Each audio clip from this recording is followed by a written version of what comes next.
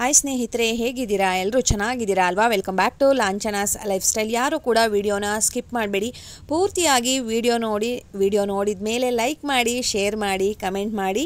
ನಿಮ್ಗೆ ಇಷ್ಟ ಆಗತ್ತೆ ಅಂತ ಅಂದ್ಕೊಂಡಿದ್ದೀನಿ. ಈಸಿಯಾಗಿ ಮಾಡೋ ಅಂಥ ರೆಸಿಪಿ ಚಪಾತಿಗೆ ಅಥವಾ ಸೈಡ್ ಡಿಶ್ ಆಗಿ, ಅನ್ನ ಸಾಂಬಾರಿಗೂ ಕೂಡ ಸೈಡ್ ಡಿಶ್ ಆಗಿ ತುಂಬ ಚೆನ್ನಾಗಿರುತ್ತೆ, ಟೇಸ್ಟಿಯಾಗಿರುತ್ತೆ. ಇದಕ್ಕೆ ಯಾವ ಮಸಾಲೆನೂ ಬೇಡ, ಪುಡಿಗಳು ಬೇಡ, ಏನೂ ಬೇಡ, ಅಷ್ಟು ಚೆನ್ನಾಗಿ ಬೆಂಡಿ ಫ್ರೈಯನ್ನು ಮಾಡ್ಬೋದು. ಇದು ಚಪಾತಿಗೆ ತುಂಬ ಚೆನ್ನಾಗಿತ್ತು. ನಾನು ಚಪಾತಿ ಜೊತೆ ಸರ್ವ್ ಮಾಡಿದ್ದೆ, ಸಾಫ್ಟ್ ಚಪಾತಿ. ಆ ವಿಡಿಯೋ ಕೂಡ ನನ್ನ ಚಾನಲಲ್ಲಿ ಇದೆ. ಲೇಯರ್ ಚಪಾತಿಗಳನ್ನು ಹೇಗೆ ಮಾಡೋದು, ಸಾಫ್ಟಾಗಿರೋ ಚಪಾತಿ ಹೇಗೆ ಮಾಡೋದು ಅನ್ನೋದು ನೀವು ಹೋಗಿ ಸರ್ಚ್ ಮಾಡ್ಬೋದು. ಇಷ್ಟ ಇತ್ತಂದರೆ ನೀವು ಸರ್ಚ್ ಮಾಡ್ಬೋದು. ಬನ್ನಿ, ಸೂಪರಾಗಿರೋ ಅಂಥ ಬೆಂಡಿ ಫ್ರೈಯನ್ನು ಹೇಗೆ ಮಾಡೋದು ಅಂತ ನೋಡ್ಕೊಂಡು ಬರೋಣ. ನಾನಿಲ್ಲಿ ಸುಮಾರು ಒಂದು 1/4 kg ಬೆಂಡೆಕಾಯಿನ ನೀಟಾಗಿ ತೊಳೆದು ಒರೆಸ್ಬಿಟ್ಟು ಆಮೇಲೆ ಕಟ್ ಮಾಡಿದ್ದೀನಿ. ನೀರಿನಂಶ ಇರಬಾರ್ದು ಅಂತ. ನೀರಿನಂಶ ಇದ್ದರೆ ಅದರಲ್ಲಿ ಮೊದಲೇ ಅದು ಒಂಥರ ಲೋಳೆ ಅಂಶ ಇರುತ್ತೆ. ಸೊ ನೀರಿನಂಶ ಇತ್ತು ಅಂದರೆ ಪೂರ್ತಿಯಾಗಿ ಲೋಳೆ ಆಗಿಬಿಡುತ್ತೆ. ಅದಕ್ಕೋಸ್ಕರ ಅದೆಲ್ಲ ಪೂರ್ತಿಯಾಗಿ ನೀರಿನಂಶ ಡ್ರೈ ಆದಮೇಲೆ ಅದನ್ನು ಕಟ್ ಮಾಡಿದ್ದೀನಿ.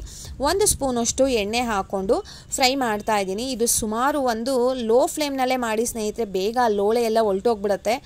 ಒಂದು 10 ನಿಮಿಷ, ಒಂದು 8 ರಿಂದ 10 ನಿಮಿಷ ಇದನ್ನು ಲೋ ಫ್ಲೇಮ್ನಲ್ಲಿನೇ ನಾನು ಫ್ರೈ ಮಾಡಿದ್ದೆ.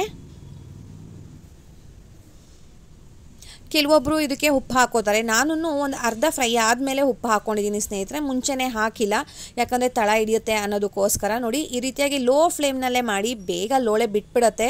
ಅದು ಲೋಳೆ ಇದ್ದಷ್ಟು ಹೆಲ್ದಿ ಚೆನ್ನಾಗಿರುತ್ತೆ ಅಂತ ಹೇಳ್ತಾರೆ. ಬಟ್ ಅದು ಸಾಂಬಾರಲ್ಲಿ ಎಲ್ಲ ಥರ ಇದ್ದರೆ ತಿನ್ನೋದಕ್ಕೊಂಥರ ಅನಿಸುತ್ತೆ.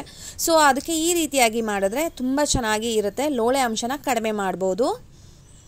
ಈಗ 3/4 ಭಾಗ ಅದು ಫ್ರೈ ಆಗಿದೆ. ಈ ಟೈಮ್ನಲ್ಲಿ ನಾನು ಸ್ವಲ್ಪ ಪುಡಿ ಉಪ್ಪನ್ನು ಹಾಕ್ಕೊಂಡಿದ್ದೀನಿ. ಈಗ ಆಲ್ಮೋಸ್ಟ್ ಆಗಿದೆ. ಈಗ ಸ್ಟವನ್ನು ಆಫ್ ಮಾಡಿಬಿಡೋಣ. ಇನ್ನೊಂದು ಪ್ಯಾನ್ ತೊಗೊಂಡಿದ್ದೀನಿ. ಇದರಲ್ಲಿ ಸುಮಾರು ಒಂದು 3 ರಿಂದ 4 ಸ್ಪೂನಷ್ಟು ಎಣ್ಣೆ ಹಾಕ್ಕೊಂಡಿದ್ದೀನಿ. ಅಷ್ಟಿದ್ರೆ ಸಾಕಾಗತ್ತೆ. ಒಂದು ಅರ್ಧ ಸ್ಪೂನಷ್ಟು ಸಾಸಿವೆ ಎಲ್ಲ ಸಿಡಿತಾ ಇದೆ. ಇದಾದಮೇಲೆ ಒಂದು ಸ್ವಲ್ಪ ಜೀರಿಗೆ ಹಾಕ್ಕೊಂಡಿದ್ದೀನಿ. ಸಾಸಿವೆ, ಜೀರಿಗೆ, ಇಂಗು ಇಲ್ಲ ಅಂದರೆ ಅದು ಒಗ್ಗರಣೆನೇ ಅಲ್ಲ ಅಂತ ಹೇಳ್ಬೋದು. ಸ್ವಲ್ಪ ಇಂಗು, ಕರಿಬೇವಿನ ಸೊಪ್ಪು ಕೂಡ ಹಾಕ್ಕೊಂಡಿದ್ದೀನಿ. ಉದ್ದಕ್ಕೆ ಸೀಳಿರೋ ಅಂಥ ಹಸಿಮೆಣಸಿನ್ಕಾಯಿ ಹಾಕ್ಕೊಂಡಿದ್ದೀನಿ.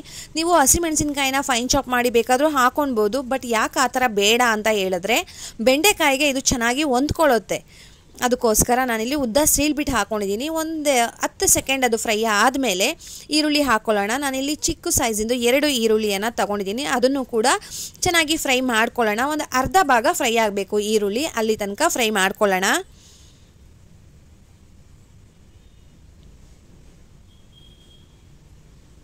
ನೋಡಿ, ಒಂದು ಅರ್ಧ ಭಾಗ ಫ್ರೈ ಆಗಿದೆ, ನಿಮಗೆ ಕಾಣ್ತಾ ಇರ್ಬೋದು. ಈ ಟೈಮ್ನಲ್ಲಿ ಸ್ವಲ್ಪ ಉಪ್ಪನ್ನು ಹಾಕ್ತಾ ಇದ್ದೀನಿ. ಆವಾಗಲೇ ನಾನು ಸ್ವಲ್ಪ ಹಾಕಿದ್ದಿದ್ದು ಅಷ್ಟೇ, ಒಂದು 1/4 ಸ್ಪೂನಷ್ಟು ಅಷ್ಟೇ ಹಾಕಿದ್ದು ಬೆಂಡೆಕಾಯಿ ಉರಿಬೇಕಾದ್ರೆ. ಸೊ ಇವಾಗ ಈರುಳ್ಳಿಗೆ ಬೇಕಾಗಿರೋವಷ್ಟು ಉಪ್ಪನ್ನು ಮಾತ್ರ ಹಾಕ್ಕೊಳ್ಳೋಣ. ಅದಾಗಿ ಮಿಕ್ಸ್ ಮಾಡಿ ಆದಮೇಲೆ ನಾವು ಫ್ರೈ ಮಾಡಿ ಇಟ್ಕೊಂಡಿರೋವಂಥ ಬೆಂಡೆಕಾಯನ್ನು ಕೂಡ ಇದಕ್ಕೆ ಮಿಕ್ಸ್ ಮಾಡ್ಕೊಳ್ಳೋಣ. ಒಂದು 1/4 ಟೀ ಸ್ಪೂನಷ್ಟು ಅರಿಶಿಣ, ಒಂದು ಅರ್ಧ ಸ್ಪೂನಷ್ಟು ಜೀರಿಗೆ ಪುಡಿ. ಜೀರಿಗೆ ಪುಡಿ ಹಾಕೋದ್ರಿಂದ ಒಂದು ಎಕ್ಸ್ಟ್ರಾ ಟೇಸ್ಟ್ ಅಂತ ಹೇಳ್ಬೋದು ಸ್ನೇಹಿತರೆ, ತುಂಬ ಚೆನ್ನಾಗಿರುತ್ತೆ. ಇದಕ್ಕೆ ಖಾರದ ಪುಡಿ ಬೇಡ, ಧನಿಯಾ ಪುಡಿ ಬೇಡ, ಏನು ಬೇಡ. ಈ ಥರ ಹಿಂಗೆ ಡ್ರೈ ಆಗಿ ಮಾಡಿಕೊಟ್ಬಿಟ್ರೆ, ಚಪಾತಿಗೆ ಹಾಕ್ಬಿಟ್ಟು ಇದು ಚಪಾತಿಗೆ ರೋಲ್ ಥರ ಮಾಡಿಕೊಟ್ರು ಕೂಡ ಮಕ್ಕಳು ಇಷ್ಟಪಟ್ಟು ತಿಂತಾರೆ. ತುಂಬ ಚೆನ್ನಾಗಿರುತ್ತೆ. ರಸಮ್ಮು, ಬೇಳೆ ಸಾಂಬಾರು ಮಾಡಿದ್ದೀವಿ ಅಂದರೆ ಸೈಡ್ ಡಿಶ್ ಆಗಿ ಕೂಡ ತುಂಬ ಚೆನ್ನಾಗಿರುತ್ತೆ. ಈಸಿಯಾಗಿ ಮಾಡ್ಬೋದು. ಇವಾಗೆಲ್ಲ ಒಂದು ರೌಂಡು ಚೆನ್ನಾಗಿ ಮಿಕ್ಸ್ ಆಗಿದೆ. ಒಂದು 3-4 ನಿಮಿಷ ಅದನ್ನು ಹಾಗೇ ಫ್ರೈ ಮಾಡಿಬಿಟ್ಟು ಈರುಳ್ಳಿ ಜೊತೆ ಲಾಸ್ಟಲ್ಲಿ ಕೊತ್ತಂಬರಿ ಸೊಪ್ಪು ಹಾಕ್ತಾಯಿದ್ದೀನಿ. ತುಂಬ ಚೆನ್ನಾಗಿರುತ್ತೆ. ಕೊತ್ತಂಬರಿ ಸೊಪ್ಪು ಬಾಯಿಗೆ ಸಿಗ್ತಾ ಇದ್ದರೆ ತುಂಬ ಟೇಸ್ಟಿಯಾಗಿರುತ್ತೆ. ನೋಡ್ತಾ ಇರ್ಬೋದು, ಈಸಿಯಾಗಿ ಬೆಂಡಿ ಫ್ರೈ ರೆಡಿ ಆಯಿತು ಸ್ನೇಹಿತರೆ. ಇದನ್ನು ನಾನು ಚಪಾತಿ ಜೊತೆ ಸರ್ವ್ ಮಾಡಿದೆ, ತುಂಬ ಚೆನ್ನಾಗಿತ್ತು. ಒಂದ್ಸಲ ನೀವು ಕೂಡ ಈ ರೀತಿಯಾಗಿ ಸಿಂಪಲ್ ಆಗಿರೋವಂಥ ರೆಸಿಪಿಯನ್ನು ಟ್ರೈ ಮಾಡಿ. ಮಿಸ್ ಮಾಡಿದೆ ಯಾರೆಲ್ಲ ಟ್ರೈ ಮಾಡ್ತೀರಾ ನನಗೆ ಕಮೆಂಟ್ ಮಾಡೋದನ್ನು ಮಾತ್ರ ಮರಿಬೇಡಿ. ಹೇಗೆ ಬಂತು, ಟೇಸ್ಟ್ ಚೆನ್ನಾಗಿತ್ತಾ, ಈಸಿ ಇತ್ತಾ ಅನ್ನೋದನ್ನು ನನಗೆ ಕಮೆಂಟ್ ಮಾಡಿ ತಿಳಿಸಿ. ಲೈಕ್ ಮಾಡೋದನ್ನು ಮಾತ್ರ ಮರಿಬಾರ್ದು ಸ್ನೇಹಿತರೆ. ಆಲ್ಮೋಸ್ಟ್ ಎಲ್ಲ ವೀಡಿಯೋನ ನೋಡ್ತೀರಾ. ಸಬ್ಸ್ಕ್ರೈಬ್ ಮಾಡಿರೋರಿಗಿಂತ ಯಾರು ಸಬ್ಸ್ಕ್ರೈಬ್ ಮಾಡ್ಕೊಂಡಿಲ್ಲ ಅವ್ರ ವೀಡಿಯೋ ನೋಡೋದೇ ಜಾಸ್ತಿ ಆಗಿದೆ. ಸೊ ಅವರು ಕೂಡ ಸಬ್ಸ್ಕ್ರೈಬ್ ಮಾಡಿಕೊಂಡು ನೋಡೋದ್ರಿಂದ ನಿಮಗೆ ನಾನು ಅಪ್ಲೋಡ್ ಮಾಡಿರೋವಂಥ ವೀಡಿಯೋಗಳು ಬೇಗ ನಿಮ್ಗೆ ಅಪ್ಡೇಟ್ ಆಗುತ್ತೆ, ಬೇಗ ಸಿಗುತ್ತೆ ಅನ್ನೋದಕ್ಕೋಸ್ಕರ ನಾನು ಸಬ್ಸ್ಕ್ರೈಬ್ ಮಾಡ್ಕೊಳ್ಳಿ ಅಂತ ಹೇಳ್ತಾ ಇದ್ದೀನಿ. ನಿಮ್ಮ ಸಪೋರ್ಟ್ ನನಗೆ ತುಂಬಾ ಮುಖ್ಯ ಸ್ನೇಹಿತರೆ. ಈ ಸಿಂಪಲ್ ಆಗಿರೋ ರೆಸಿಪಿಯೊಂದಿಗೆ ಇವತ್ತಿನ ಸಿಂಪಲ್ ಬೆಂಡಿ ಫ್ರೈಯನ್ನು ಮುಗಿಸ್ತಾ ಇದ್ದೀನಿ. ನಿಮ್ಮೆಲ್ಲರಿಗೂ ಕೂಡ ಇಷ್ಟ ಆಯಿತು ಅಂತ ಅಂದ್ಕೊತಾ ಇದ್ದೀನಿ. ಹೋಗಿ ಬರಲಾ? ಬಾಯ್ ಸ್ನೇಹಿತರೆ. ಹಾಯ್ ಮೈ ಬ್ಯೂಟಿಫುಲ್ ವ್ಯೂವರ್ಸ್, ಹೇಗಿದ್ದೀರಾ? ಎಲ್ಲರೂ ಚೆನ್ನಾಗಿದ್ದೀರಲ್ವಾ? Welcome back to Lanchana's lifestyle. ಯಾರಿಗೆ ತಾನೇ ಸೈಡ್ ಡಿಶ್ ಅಂದರೆ ಇಷ್ಟ ಇಲ್ಲ? ಅದರಲ್ಲೂ ಕೂಡ ಬೆಂಡೆಕಾಯಿನಲ್ಲಿ ಮಾಡಿರೋವಂಥ ಸೈಡ್ ಡಿಶ್ ಅಂದರೆ ಎಲ್ಲರಿಗೂ ಕೂಡ ಇಷ್ಟ ಆಗುತ್ತೆ. ನೀವು ತಿಳಿ ಸಾರು, ರಸಮ್ಮು, ಮಜ್ಜಿಗೆ ಅನ್ನ ಸಾಂಬಾರು ಮತ್ತು ಲಂಚ್ ಬಾಕ್ಸು ಕೂಡ ಸೈಡ್ ಡಿಶ್ ಆಗಿ ಮಾಡ್ಕೊಂಡು ಹೋಗ್ಬೋದು. ತುಂಬ ಅಂದರೆ ತುಂಬ ಟೇಸ್ಟಿಯಾಗಿರುತ್ತೆ. ಎಲ್ಲರೂ ಕೂಡ ತುಂಬ ಇಷ್ಟಪಟ್ಟು ತಿಂತಾರೆ. ನೀವು ಕೆಲವೊಂದು ಟೈಮಲ್ಲಿ ಸೈಡ್ ಡಿಶ್ ಆಗಿ ಇಷ್ಟ ಆಗಲಿಲ್ಲ ಅಂದರೆ ಟೀ ಟೈಮ್ ಸ್ನ್ಯಾಕ್ಸ್ ಆಗಿ ಕೂಡ ಇದನ್ನು ಪ್ರಿಪೇರ್ ಮಾಡ್ಕೊಬೋದು. ತುಂಬ ಟೇಸ್ಟಿಯಾಗಿರುತ್ತೆ. ಅದು ಬಾಯಿಗಂತೂ ತುಂಬ ಹಿತವಾಗಿರುತ್ತೆ. ಕಾಫಿ ಟೀ ಜೊತೆ ಅಂತೂ ಸೂಪರಾಗಿರುತ್ತೆ. ಬನ್ನಿ ಇದನ್ನು ಹೇಗೆ ಮಾಡೋದು ಅಂತ ನೋಡ್ಕೊಂಡು ಬರೋಣ. ನಾನಿಲ್ಲಿ ಎಳೆದಾಗಿರೋ ಅಂಥ ಬೆಂಡೆಕಾಯಿನ ತೊಗೊಂಡಿದ್ದೀನಿ. ಬಲ್ತಿರೋದು ತೊಗೊಬೇಡಿ. ಸ್ವಲ್ಪ ಎಳೆದಾಗಿರೋದನ್ನು ಚೆನ್ನಾಗಿ ತೊಳೆದ್ಬಿಟ್ಟು ಚೆನ್ನಾಗಿ ಒರೆಸ್ಬಿಟ್ಟು ಅದರಲ್ಲಿ ನೀರಿನ ಅಂಶ ಇರಬಾರ್ದು. ಅದನ್ನು ಒಂದೊಂದು ಇಂಚಷ್ಟು ಕಟ್ ಮಾಡ್ಕೊಳ್ಳಿ. ಅಳತೆ ಏನು ಬೇಡ, ಕಣ್ಣಳತೆನಲ್ಲೇ ಗೊತ್ತಾಗತ್ತೆ. ಅದನ್ನು ಕಟ್ ಮಾಡಿಕೊಂಡು ಎಣ್ಣೆ ಬಿಸಿ ಆದಾಗ ಎಣ್ಣೆನಲ್ಲಿ ಫ್ರೈ ಮಾಡ್ಕೊಳ್ಳೋಣ. ಒಂದು ಮುಕ್ಕಾಲು ಭಾಗ ಇದನ್ನು ಫ್ರೈ ಮಾಡ್ಕೊಳ್ಳೋಣ. ಆದಷ್ಟು ಉರಿ ಸ್ವಲ್ಪ ಜಾಸ್ತಿನೇ ಇರಲಿ, ತೀರಾ ಕಮ್ಮಿಯಾಗಿರೋದು ಬೇಡ. ಇದು ಒಂದು ಒಬ್ಬೆ ನೀವು ಏನಂತಾರೆ ಒಂದು ಬ್ಯಾಚ್ ನೀವು ಇದನ್ನು ಫ್ರೈ ಮಾಡಬೇಕು ಅಂತಂದರೆ ಸುಮಾರು ಒಂದು 5 ರಿಂದ 6 ನಿಮಿಷ ಬೇಕಾಗತ್ತೆ. ಇದು ಹಸಿ ಅಂಶ ಎಲ್ಲ ಹೋಗಬೇಕು, ಇಲ್ಲಾಂದರೆ ಲೋಳೆ ಇರುತ್ತೆ. ಪೂರ್ತಿಯಾಗಿ ಫ್ರೈ ಮಾಡೋದು ಬೇಡ, ಒಂದು ಮುಕ್ಕಾಲು ಭಾಗ ಫ್ರೈ ಆದರೆ ತುಂಬ ಚೆನ್ನಾಗಿರುತ್ತೆ. ನೋಡ್ತಾ ಇರ್ಬೋದು ನೋಡಿ, ಈ ರೀತಿ ಆದರೆ ಸೂಪರಾಗಿ ರೆಡಿ ಆಗಿಬಿಟ್ಟಿರುತ್ತೆ. ನಮ್ದಿಲ್ಲಿ ಅರ್ಧ ಕೆಲಸ ಮುಗ್ದೋಗ್ಬಿಡುತ್ತೆ. ಬೆಂಡೆಕಾಯಿನ ಈ ಥರ ಫ್ರೈ ಮಾಡ್ಕೊಂಡ್ಬಿಟ್ರೆ ಅರ್ಧ ಕೆಲಸ ಮುಗ್ದೋಗ್ಬಿಡುತ್ತೆ. ಟೀಗಿಂತ ಮುಂಚೆ ಈ ಸ್ನ್ಯಾಕ್ಸೇ ರೆಡಿ ಆಗಿಬಿಡುತ್ತೆ, ಅಷ್ಟು ಬೇಗ ಮಾಡಿಬಿಡ್ಬೋದು. ನೋಡಿ, ಈ ರೀತಿಯಾಗಿ ಫ್ರೈ ಮಾಡಿ ಒಂದು ಬೌಲ್ಗೆ ಹಾಕ್ಕೊಳ್ಳೋಣ. ನಾನಿಲ್ಲಿ ಸುಮಾರು ಒಂದು ಅರ್ಧ kg ಅಷ್ಟು ತೊಗೊಂಡಿದ್ದೆ. ಅದನ್ನು 2 ಬ್ಯಾಚ್ ಆಗಿ ಹಾಕ್ಕೊಂಡಿದ್ದೀನಿ.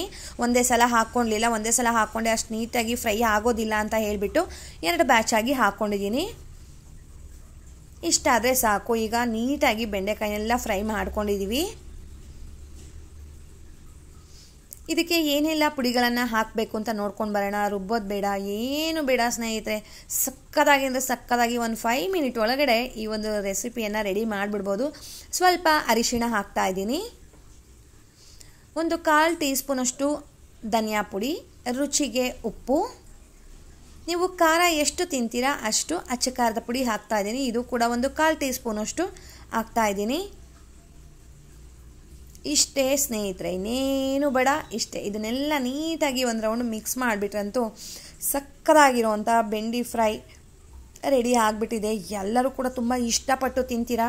ಅದು ಹೇಗೆ ಖಾಲಿ ಆಗತ್ತೆ ಅಂತಲೇ ಗೊತ್ತಾಗೋದಿಲ್ಲ. ನೀವು ಅರ್ಧ kg ಎಲ್ಲ 1 kg ಫ್ರೈ ಮಾಡಿಟ್ರೂ ಕೂಡ ಖಾಲಿ ಆಗೋದು ಗೊತ್ತೇ ಆಗೋದಿಲ್ಲ. ಅಷ್ಟು ರುಚಿಯಾಗಿರುತ್ತೆ, ಅಷ್ಟು ಚೆನ್ನಾಗಿರುತ್ತೆ.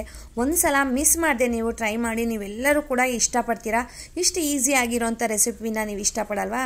ಆಗಿದೆ, ಲಾಂಛನಾಸ್ ಲೈಫ್ ಸ್ಟೈಲನ್ನು ಸಬ್ಸ್ಕ್ರೈಬ್ ಮಾಡ್ಕೊಳ್ಳಿ, ಲೈಕ್ ಮಾಡಿ, ಶೇರ್ ಮಾಡಿ, ಕಮೆಂಟ್ ಮಾಡೋದನ್ನು ಮಾತ್ರ ಮರಿಬೇಡಿ.